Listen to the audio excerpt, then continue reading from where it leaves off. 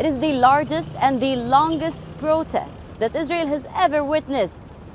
For 9 months now, every week, people are descending to the streets. This week also, a protest took place, but something big happened alongside. The Israeli Supreme Court has opened an inquiry about the judicial reforms. Now, what happened in the first hearing and what's to follow? Here's a report.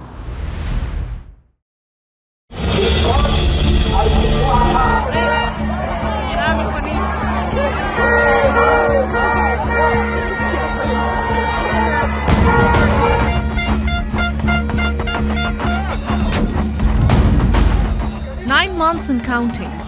It is officially the biggest protest Israel has ever seen.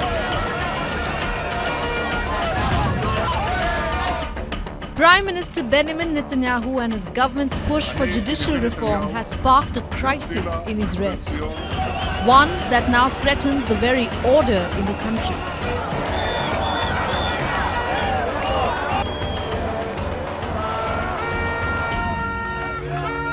While build-up on the streets continues, President Isaac Herzog has ignited a ray of hope in many minds.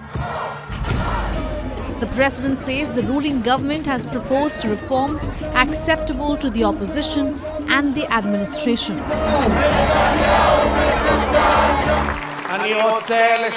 I would like to share with you that the parties have a proposal that is the basis for immediate understandings, which will preserve the state of Israel as a stable democracy in the spirit of the values of the Declaration of Independence.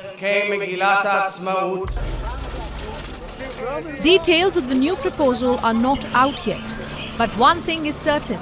It only needs the final approval before unveiled, and that it is in all possibility the only thing that can end the unrest tormenting Israel.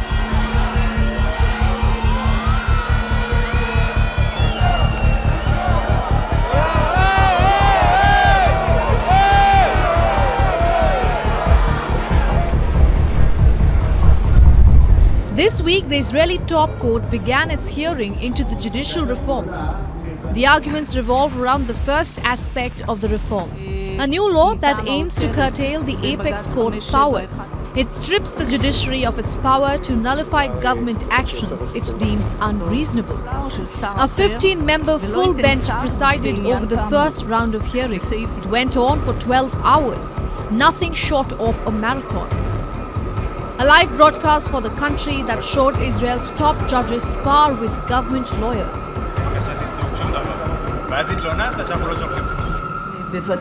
Surely, sir, you believe that the duty to act reasonably, which is a duty that applies to every administrative authority, also applies to the government and its ministers, right? So who's going to supervise that they act reasonably? Our position in the end is that the petitions are not ripe for hearing, and the hearing should be held in the future if the appropriate factual and legal infrastructure is formed. Why is there a need for a legal procedure or a ruling that will harm the soul of a democracy? Israel has no set constitution. There are rather a set of rules to abide by. At the heart of the action is the reasonableness standard. It is a broad doctrine, what critics call blunt. An instrument that the court has used to block cronyism and protect human rights. It has on many occasions been used to encourage what the court calls rational decision-making. It has other tools, but this is seen as the most significant one. The government advocates that the reasonableness standard gives unprecedented power to the judiciary.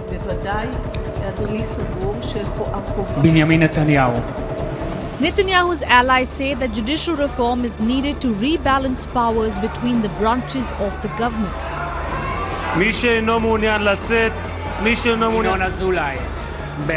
But it's prompted a crisis in Israel's defense forces, reservists, and some soldiers vowing not to serve. The Israeli shekel weakening, as well as concern from Israel's greatest allies.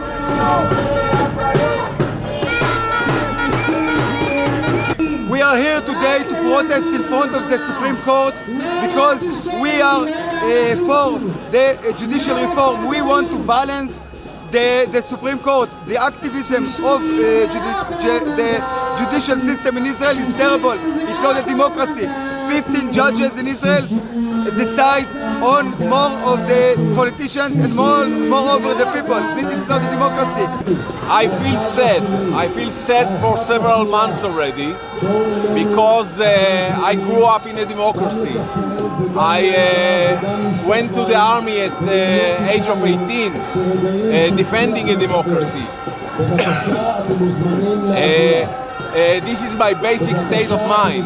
I cannot see myself live in a different social structure.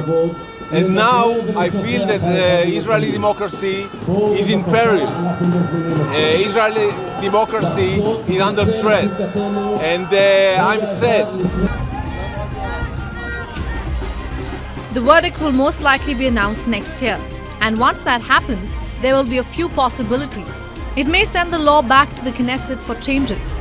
They can accept the reform, or worst, they can deem it unconstitutional, pushing the country into a deeper crisis.